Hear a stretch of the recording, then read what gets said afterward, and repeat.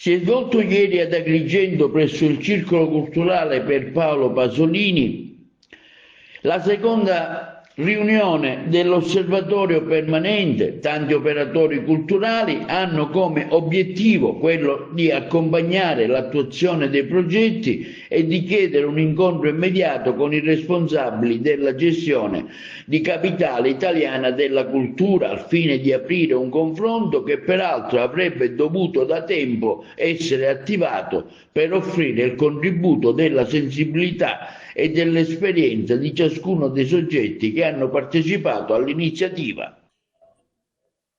L'intervento mio si basa su un fatto importante, nel senso che sono passati ben 8 mesi del 2023, 12 mesi del 2024.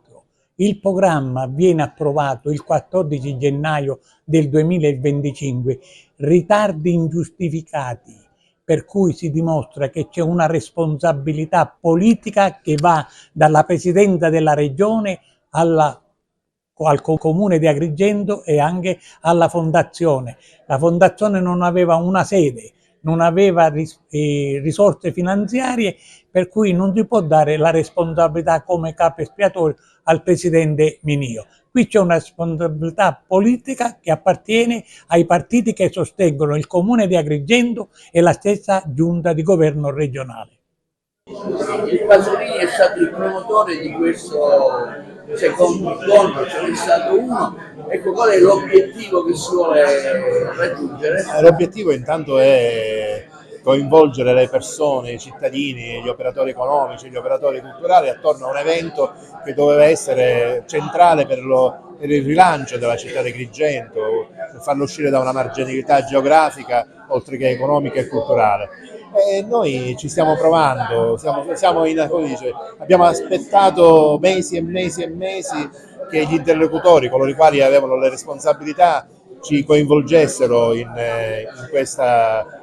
questo evento così importante. Non c'è stata questa interlocuzione, non c'è stato un dialogo costruttivo e i risultati li abbiamo visti tutti. Ormai siamo sulla bocca di tutta l'Italia. Vediamo di invertire questa tendenza, questa città merita di più e meglio, quindi vedremo di trovare un interlocutore che sia autorevole e capace di dare risposte alla città di Agrigento. E chi sarà l'interlocutore? Cominciamo dalla Presidente della Fondazione, visto che è indicata dal Presidente della Regione. Credo che nei fatti c'è da parte della Regione un avvocare a sé la responsabilità di portare in porto la Capitale della Cultura. Quindi partiamo da lì, non ci fermiamo, vediamo di capire fin dove è possibile lavorare, con chi e quali sono le condizioni, vedremo. Seconda riunione dell'Osservatorio Capitale 2025 è stato redatto un documento, un ampio dibattito. La sintesi, onorevole. La sintesi è quella di rappresentare l'esistenza di una città che rifiuta il fallimento di Capitale della Cultura 2025, che non accetta che un'occasione di tanta rilevanza si risolva nel nulla. Il tentativo di dire che di salvaguardare l'immagine di Agrigento non è solo fatta di errori, di inadempienze, di persone che sequestrano l'evento per fini politici, ma è fatta anche di donne, di uomini, della cultura, di associazioni, di gente che vuole invece utilizzare questo evento per mandare avanti un'idea positiva di questa città. Al di là del documento che deve essere ancora approvato, quello che è emerso è che, preso atto anche sul piano della ufficialità, che sono stati riconosciuti ritardi, manchevolezze, errori, non ci si può fermare ad accettare una situazione che andrebbe a penalizzare immensamente non solo la città di Agrigento, ma tutta la provincia e, perché no, anche la Sicilia.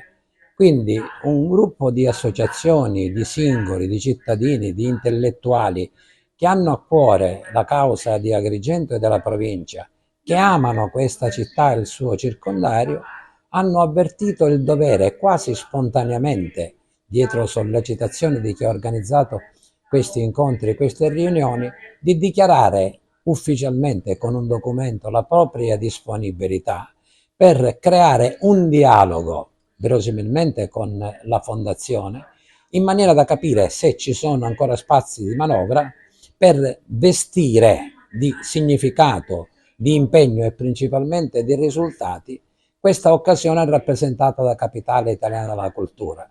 È vero, come è stato sostenuto da più parti, che non si può perdere questa occasione.